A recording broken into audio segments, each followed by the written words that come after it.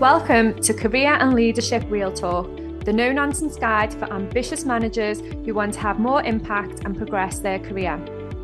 I'm Pamela Langan, a job search coach and expert CV writer specialising in helping frustrated professionals land the jobs and pay rises they know they deserve. And I'm Jacqui, a leadership and mindset coach specialising in helping newly promoted and new to role leaders to avoid the dickhead trap and lead with confidence. Between us, we've helped hundreds of leaders and managers to find new roles, take ownership of their careers, and handle the challenges that job searches and leadership responsibility inevitably bring. And now we're joining forces to share with you what we know has worked for our clients. Hello and welcome to this week's episode. We're going to be talking today about resilience, and I am joined by Professor Laura Chamberlain, who has been on the podcast before and is returning to talk about this topic. So Pam is not here today, and that is not because Pam is binned off from the podcast. This is purely a diary class situation where Laura's topic is far too exciting for us to make you wait, and we couldn't manage to make all three diaries work together. Laura, huge welcome back, because you've been before talking about curiosity. So welcome back to the podcast. Say a little hello to our listeners and let them know who you are and why you're here. Thank you so much, Jacqui. I'm just thrilled to be here again, and I love your podcast. I listen religiously, so it's always an honour to be invited to come and speak to your lovely audience as well. If we've not met before, I'm Laura. I am a Professor of Marketing at the University of Warwick. I also run Think Talk Thrive, which is a professional development and career strategy agency.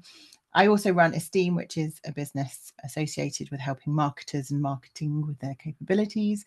And most recently, I have written a book about positive resilience called Brilliantly Bouncy, Discover Positive Resilience, which is why you have invited me back to talk on this topic today.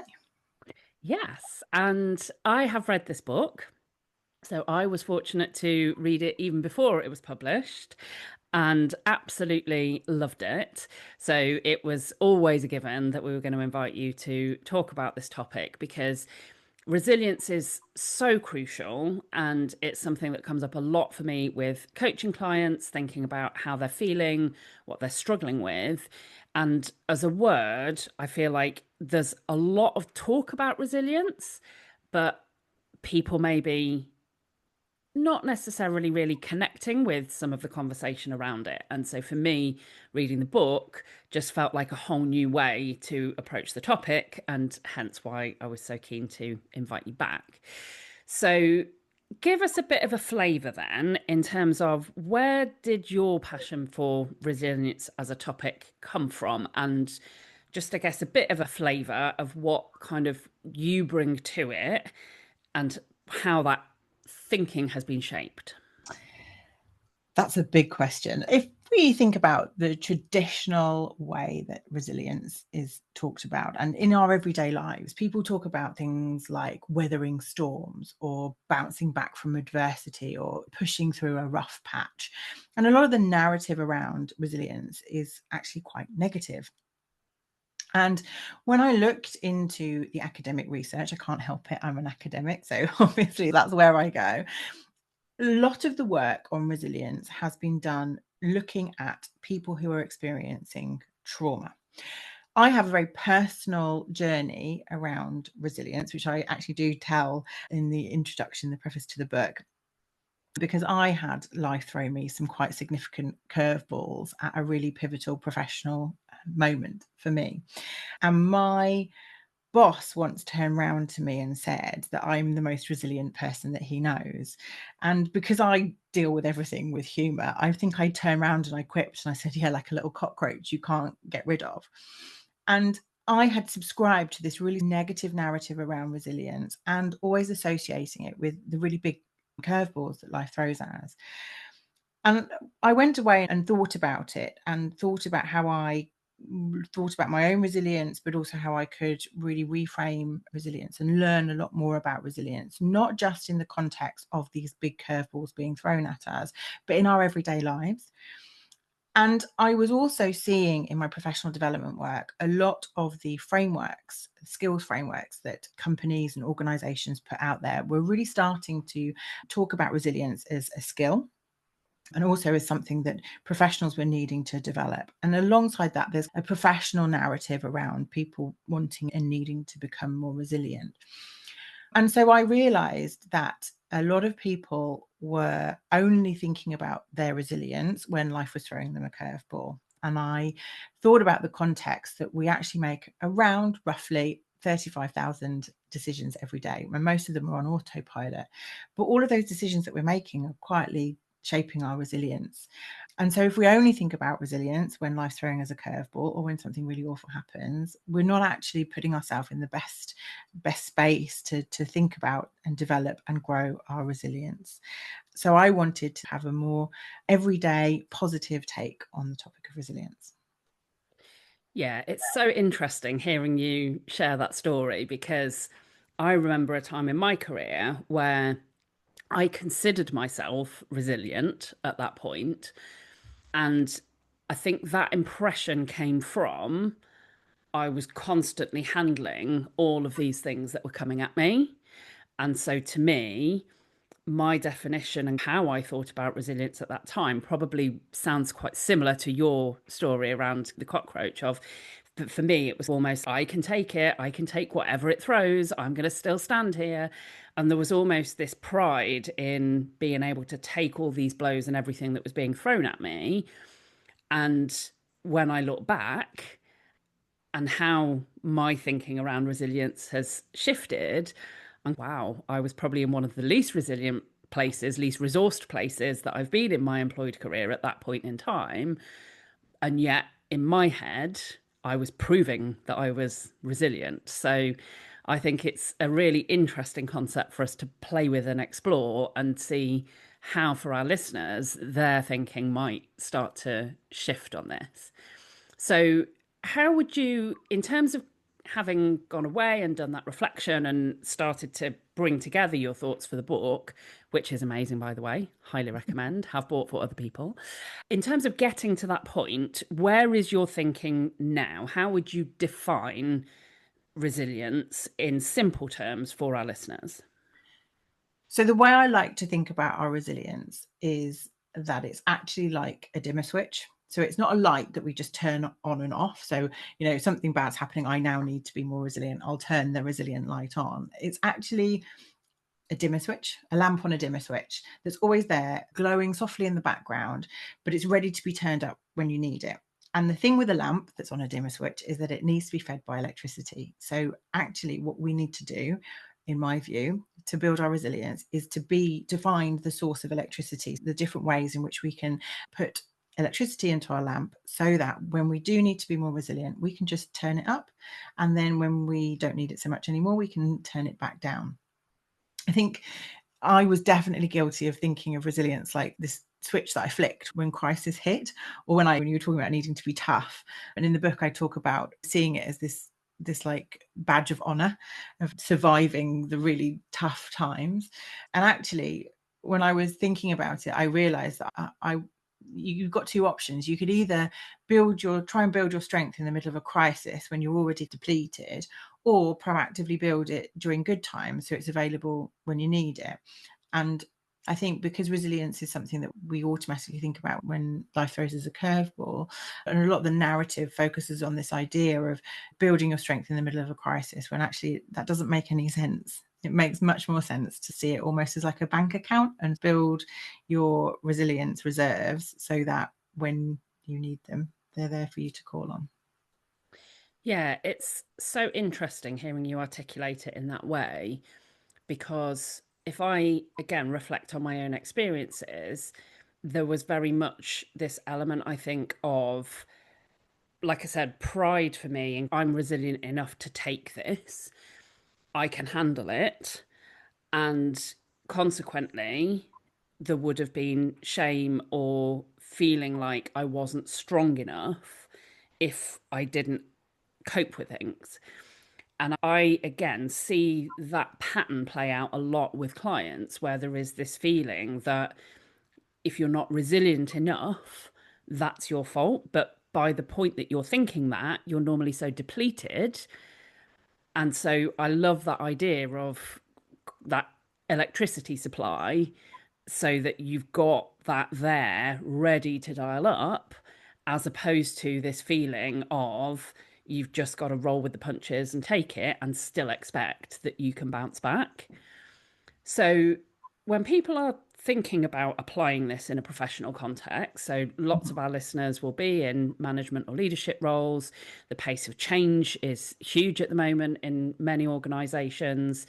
The economy can be a real challenge, and so there's lots of changes to direction, projects, goals, focus, the adoption of AI, you name it. There's a lot that people are having thrown at them. How can people start to create some of that electricity supply when they may already be in some of that kind of, oh, feel like I'm running just to keep up? Oh, and I recognize that feeling. I call it a bubble of overwhelm that I get in my chest when I know that I need to call on my resilience. And I feel it more regularly than I'd like at the moment. And I think that's also really important. It's completely normal to feel that. I'm not saying I can get rid of that. It's about finding ways to deal with it. And just to pick up on something you mentioned before, the reason why I called the book Brilliantly Bouncy is because I don't advocate for people bouncing back, because that actually doesn't acknowledge the fact that something has changed. So it's almost like bouncing back to where you were before, which isn't possible. And I find this idea of bouncing forward almost like a relentless momentum, which, given the context you've just described, I don't find that very helpful either. So the reason why I talk about people finding their bounce and bouncing brilliantly is actually because we're all unique and we all need to find our unique way of bouncing. The bounce metaphor being obviously for resilience. And in the book, I talk about people being more comfortably, confidently themselves, which is actually the goal in all of this. But in the professional context, I think there's a couple of myths that are really important to address. A lot of the professional skill frameworks that I referenced before will list resilience under like personal effectiveness or adaptability, as if we can somehow separate our professional resilience from our personal resilience. And we're not work robots, right? We're bringing our whole human selves to work every day. And so I think it really does allow us to center and reflect on that human element around who we are at work and what we bring to work, and also to take the temperature check of where you're at in terms of your energy levels, the decisions that you're making, things like that. And I think one of the important things that I talk about in the book is the fact that we have a lot of opportunities to make choices. And in a professional context, this can be quite profound. I already mentioned the statistics around how many choices we make every day, but we also make choices on autopilot at work. So saying yes to last minute meeting requests when we're stretched thin, or skipping lunch because your to-do list can feel really overwhelming. And those aren't just micro moments in your day, they're opportunities to build or conversely drain your resilience. And so I think building in awareness of the choices that we're making and questioning some of the things that perhaps we do on autopilot. Skipping lunch is a big one for me that I know doesn't do me any good, for example. It sounds like something really minor, but actually all of these little things add up to help build our resilience. But in the book, there are lots of practical tools that I have developed.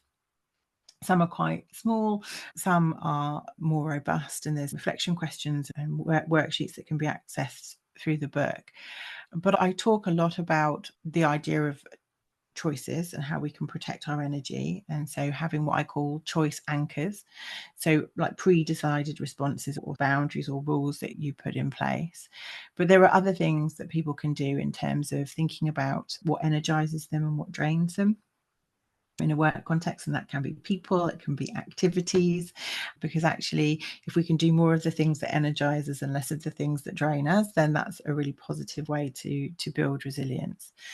And also little things like developing what I call control codes, power phrases that can really help people to protect their energy, but also to give them guiding north stars to help them through the decision-making points.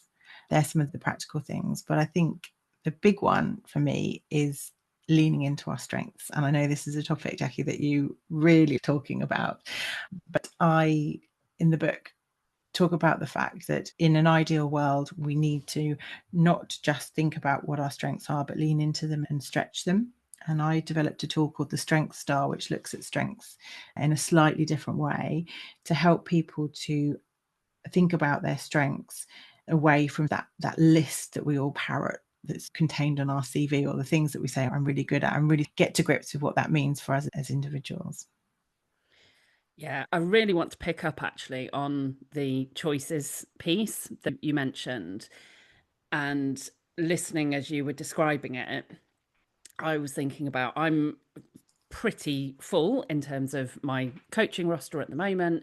And one of the things that's been really interesting for me is looking at how and when do I schedule coaching sessions, because if I schedule too many coaching sessions in a day, then I'm not at my best. The coachee doesn't get the best from me, but also it doesn't give me the capacity to get the other things done that I need to get done around it.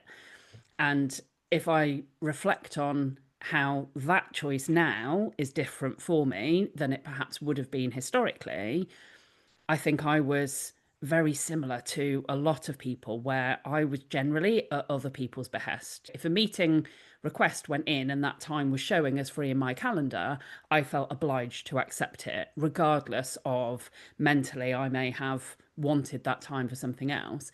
And even today, I had a coaching session with a client where a lot of what we were discussing was considering how can you set your week up to best support your energy, your capacity for thinking, the things that you need to get done within a week.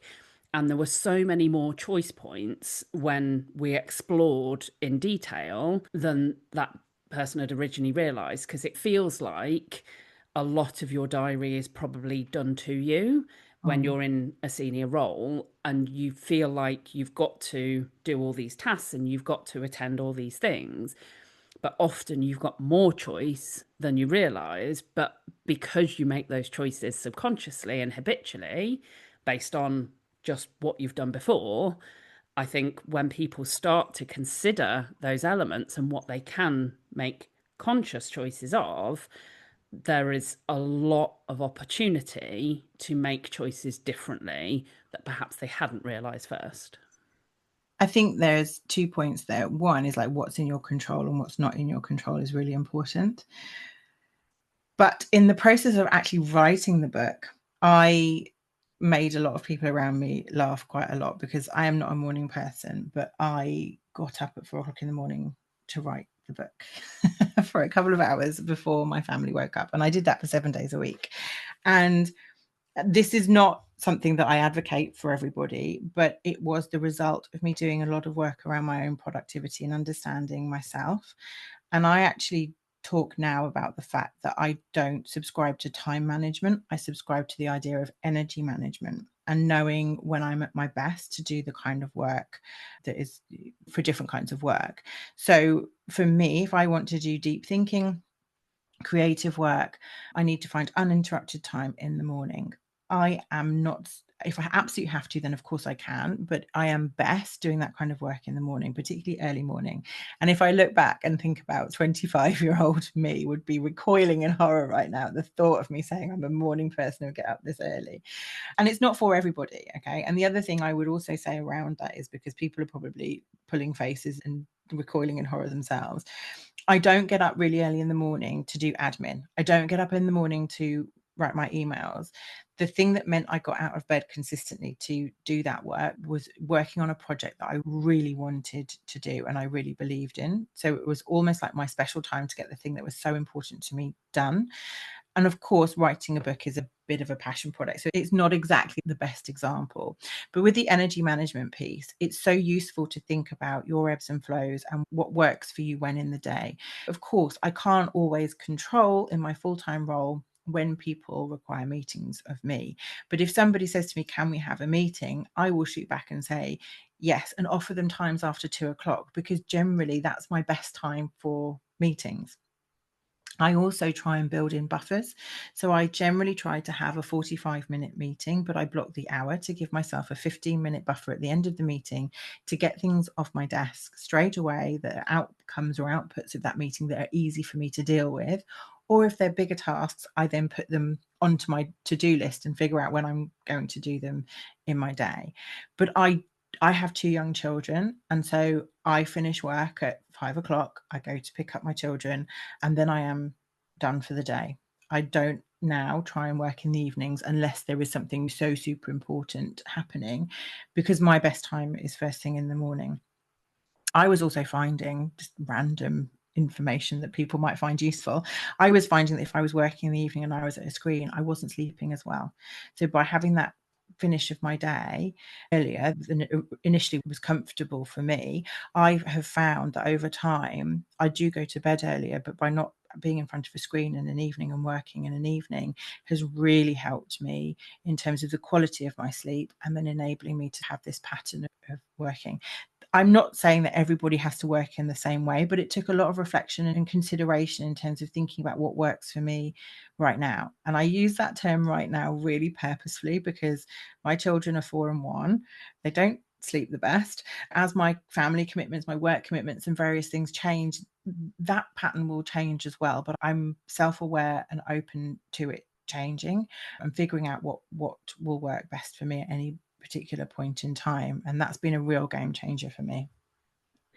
I love those points.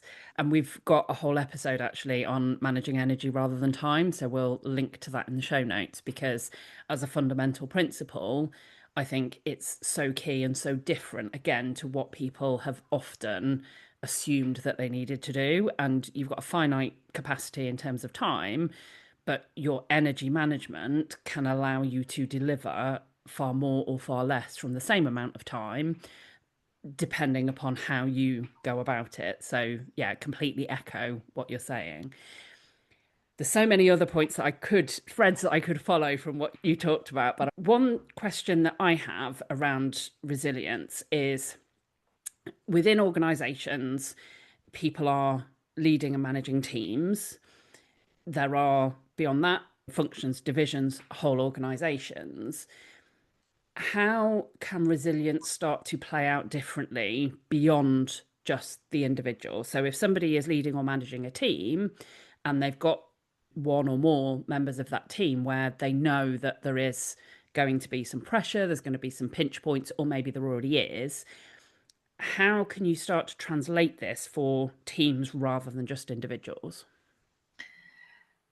So again, speaking back to the traditional negative narrative around resilience, there was something that I found during my research on resilience that blew my mind. And this is that resilience doesn't have to be lonely. So when I had traditionally thought about resilience, it was a solo endeavor.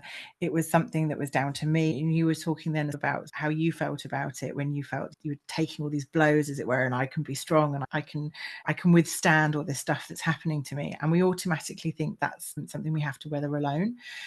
But actually, it doesn't have to be lonely. And there's research that's been done to show that we can actually build other people's resilience by being kind to them. And so when we give compliments or we're kind to other people, it actually builds our resilience and theirs at the same time, which is just brilliant. But also, most importantly, resilience is actually a team sport, and it's not something we have to build alone.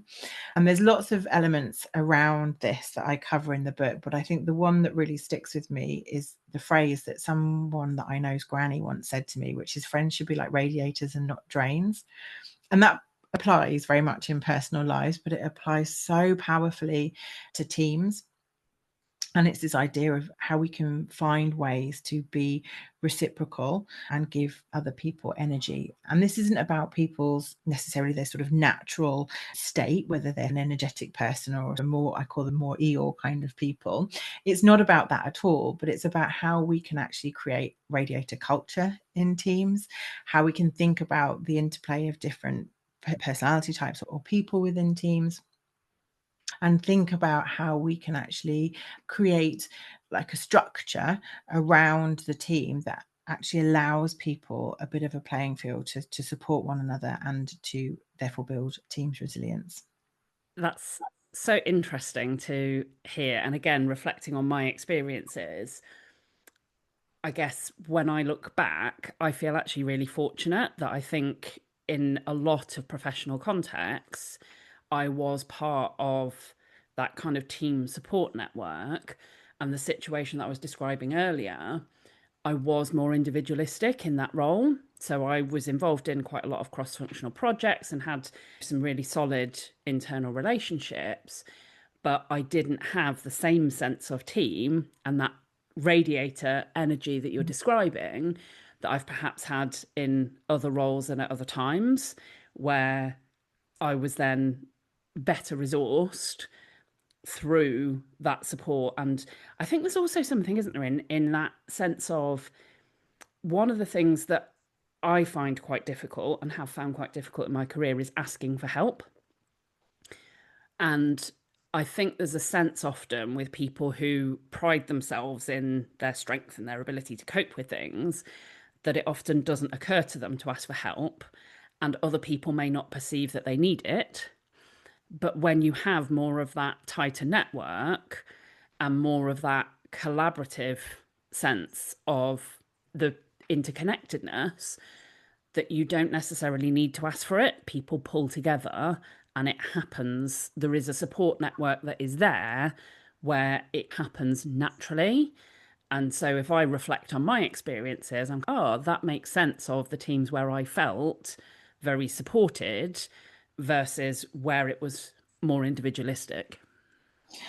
Yeah, and there are lots of different ways that can play out, but equally, this isn't about not understanding and working with individual differences. So I've worked with clients before where we've created like user manuals for a team to help people to understand the interplay and the best way for people to work with each other and to play into each other's strengths, and also things to be aware of, particularly around boundaries, for example. So saying when people do check emails or when they don't. And so people can actually be really supportive in terms of that energy managing piece that we were just discussing. So there are different ways in which you can have that radiator energy, and it's not just about people bouncing around being super happy all the time and trying to G each other up, as it were.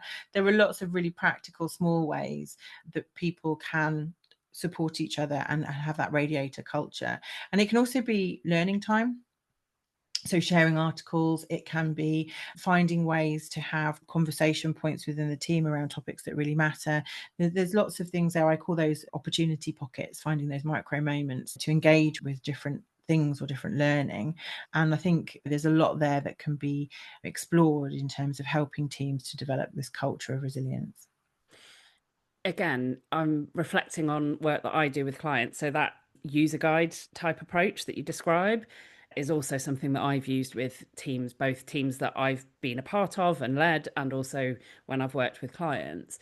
And it's fascinating when you ask a group of people the same questions and share those different responses, the degree of insight that you can get that you might not otherwise get. And I think this sense of connection that can be built from sharing things in the right way is huge. And I think that's something that often gets missed. It feels sometimes that the time for people to be able to connect is deprioritized. And yet, when you invest in it and when you invest in the relationships first, everything else becomes easier because you have those boundaries, you have that understanding, you have that ability to support and to know each other's strengths and to know how you can come together to create something bigger. And I think the investment in that for team resilience and for team capacity is huge and is often underrated. 100% agree. And I think you made a point there around strengths, and it made me think back to the strength star that's in the book. And I talk about the things that give them energy as a strength. I talk about their sweet spot. So thinking about when people are in flow, what are they doing at that point in time? And I think using tools like that to really understand a team's strengths and thinking about how you can actually help people to lean into those strengths, but also stretch those strengths becomes really important. But also sharing strengths as well, like the strengths in other people. So one of the points of the strength star is actually perceived strength and really understanding what other people see as your strengths. And I think in teams, if you share what you perceive to be other team members' strengths, it really does open out conversations in terms of how people can lean into those, do more of those things, and also to help people feel really valued, like they're making a contribution that other people are seeing and appreciating and understanding the impact of. And I think that can also be really powerful. So it's not sitting around and giving each other meaningful compliments or meaningless compliments, I was going to say, but that's not what I mean. It's not surface level. There's lots of things that people can do to really think about this idea of building a resilient culture and appreciating the individual differences within the team, within that resilience. So what would you say, as we come towards the end, for people who are maybe feeling like their resilience isn't where they'd like it to be, what would you say would be the key takeaways, the kind of start points for people that want to start to feed that electricity supply, be able to apply the dimmer switch when needed? I think an energy audit is the best place to start. And by that, what are the things that give you energy? They can be people, it can be activities. And what are the things or people that drain you? And just being really honest with yourself around what those are and observing it. So it's not about making a change to start off with, but it's just merely identifying what are the things that give you energy and what are the things that drain you. And then you can look at, maybe it's through your diary or whatever works for you, how much of your time are you spending on or with people or doing things that give you energy, and conversely, how much of your time are you spending doing things or with people that drain you. Understanding that builds a platform for making some decisions, and those may be decisions that are within your control, but also having an eye on things that may not be within your control. And if something's not within your control, that's okay. It's not a case of throwing your hands up in the air going, oh, I can't do anything about it, that's not in my control.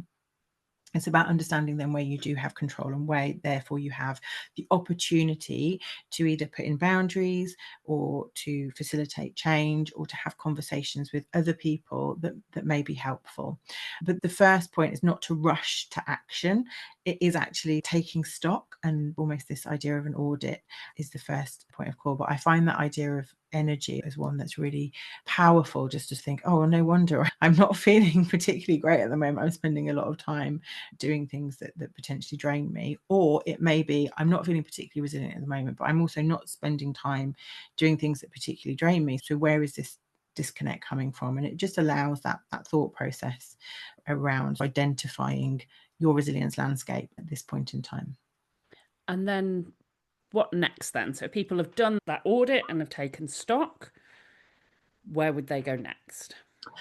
So then I think it's around identifying whether you want to work on your own, building your own resilience, or if you're thinking more in terms of a leadership role or in terms of a team. But you can do things like develop your choice anchors. So think about the choices that you're making and putting some parameters and boundaries around choices that you make. Finding your opportunity pockets. So these are those small micro moments where you can engage with resilience building activities. But then more on a sort of deeper level, I would advocate for really using tools like the Strength Star to understand where a different way of thinking about your strengths, where your strengths lie, and thinking about how you can lean into those. And actually in the book, the last chapter in the book, I talk about creating a bit of a resilience action plan based on all the concepts in the book, just to give people a framework to help them to find a path forward. So where can people get hold of the book? Where do they come to find it? The book is available on Amazon. So there's a paperback version and a Kindle version. And I should also say it is designed for busy people. So it's a relatively short book. It's about 150 pages long. I think you said, Jacqui, you read it in about 2 hours. And that was a conscious decision on my part. I didn't want to write a weighty tome on this topic. There's lots more resources and lots more ways to work with me or get in contact with me. I have a newsletter and various things. You can go to brilliantlybouncy.com to find that, and there'll be lots more coming from me in the next few months. But I wanted the book to be accessible, and I think that when people hear a professor's written a book, they assume it's going to be incredibly academic and written a certain way. And just to mention that it's not at all. It's very much me, written in my style and with my sense of humour, which some people may or may not find funny. But it's a very practical, human approach to the topic. It's not academic at all.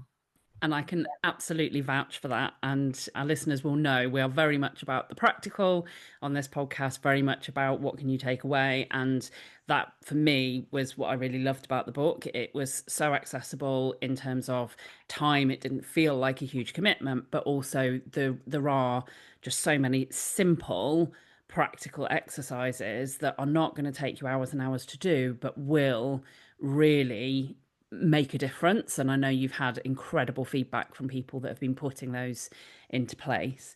So yeah, absolutely recommend the book. Go find it on Amazon and do connect with Laura on LinkedIn and go to brilliantlybouncy.com as well.